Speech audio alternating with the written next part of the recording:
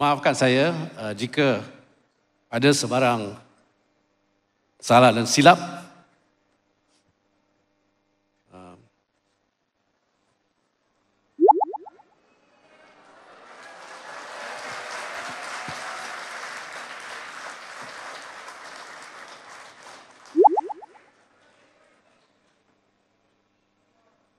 Kalau ada terkasar bahasa, terguris rasa, kita halalkanlah makan minum saya. Saya sebenarnya berdiri di sini bukan sekadar sebagai menteri, tetapi sebagai rakan seperjuangan yang berterima kasih atas setiap detik yang kita lalui bersama.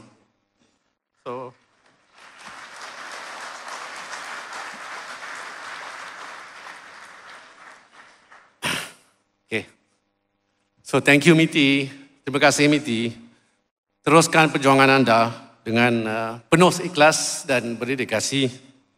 Kita mesti mempertabatkan MITI di tahun mendatang dan semoga usaha kita sentiasa diberkati Allah Subhanahu Wa Taala. So warga MITI dan agensi yang kita kasih sekalian, banyak rangkap pantun tadi, so I'll have to reply. Lihatlah awan tinggi mengambang, industri negara kita perkasa. Pintu perdagangan luas terbentang, pelabur masuk rakyat sejahtera. Bunga melati gugur ke bumi, harum mewangi, hilang perlahan.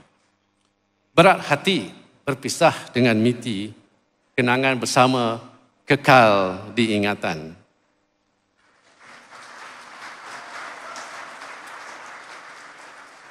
Burung mermati terbang ke awan, meninggalkan sarang di hujung desa. Walau berpisah membawa haluan, kasih dan jasa takkan dilupa. Air mengalir ke muara tenang, riak berpisah di hujung jalan. Selamat tinggal MITI-ku sayang, doa mengiringi sepanjang zaman. Sekian, terima kasih.